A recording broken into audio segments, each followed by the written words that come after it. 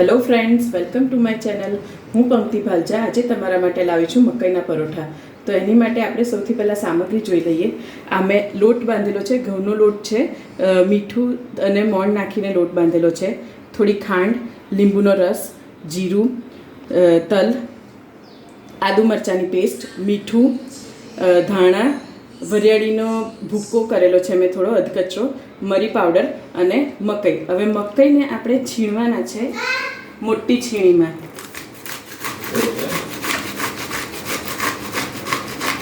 એ છીણી લઉં એટલે તમને આગળ કહું. જુઓ ફ્રેન્ડ્સ, મેં એક કઢાઈમાં તેલ લીધું છે. હવે એમાં આપણે સૌથી પહેલાં જીરું નાખીશું. જીરું તતળે એટલે તલ અને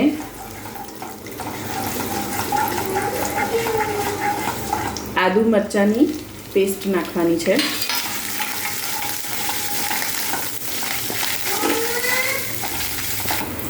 જુઓ, આ સંતળાઈ ગયું છે થોડું. હવે આપણે આ મકાઈ જે છીણ્યા હતા એ નાખવાના છે અંદર.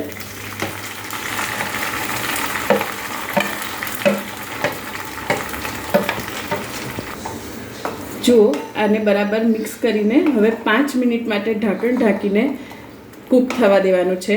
એ થઈ જાય પછી હું તમને બતાવું.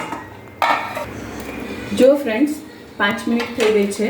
હવે એક વખત હલાવીને બાકીના મસાલા આપણે નાખી દઈશું. તો સ્વાદ પ્રમાણે મીઠું નાખીશું આપણે, લીંબુનો રસ અને ખાંડ, અધકચરી વરિયાળીનો પાવડર કરે તો એ, અને મરી પાવડર. આ બધું નાખીને મિક્સ કરી દઈશું. અને છેક ઉપરથી તમારે ધાણા નાખવાના છે. બાઉલ ભરીને ધાણા નાખી દેજો, એનાથી ફ્લેવર સરસ આવે છે. આ પૂરણને થોડું ડ્રાય કરવા માટે આપણે પૌવા નાખીશું. તમે કોઈ પણ લોટ પણ નાખી શકો છો, જેથી પૂરણ થોડું ડ્રાય થઈ જાય.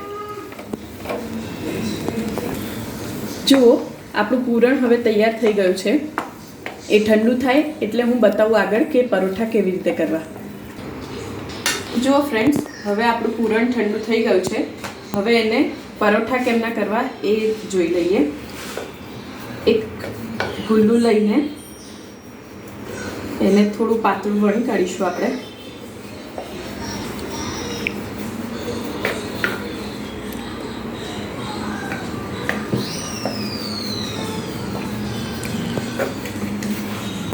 હવે પૂરણને આપણે ટ્રાયેંગલ શેપમાં મૂકવાનું છે.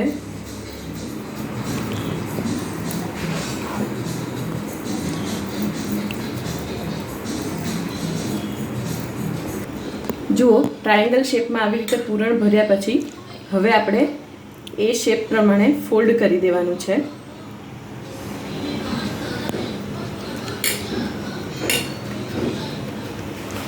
આ ફોલ્ડ કરીને હાથથી જ થોડું દબાવી દેવાનું છે. અને હવે આપણે એને શેકી લઈશું.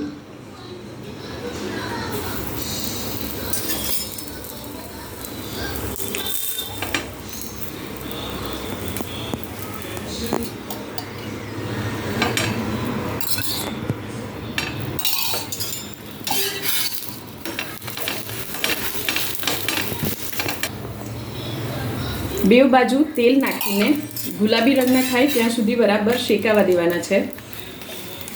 એ શેકાય બરાબર પછી હું તમને બતાવું.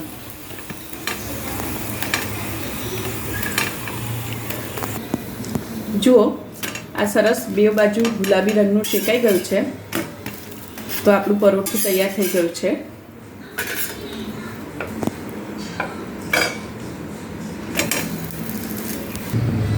જુઓ, આપણા પરોઠા હવે તૈયાર થઈ ગયા છે. એને આપણે ટમેટો કેચઅપ સાથે સર્વ કરીશું. જો તમને મારી આ રેસીપી પસંદ આવી હોય તો પ્લીઝ મને સબસ્ક્રાઈબ જરૂરથી કરજો અને બેલ આઇકન દબાવજો. Thank you.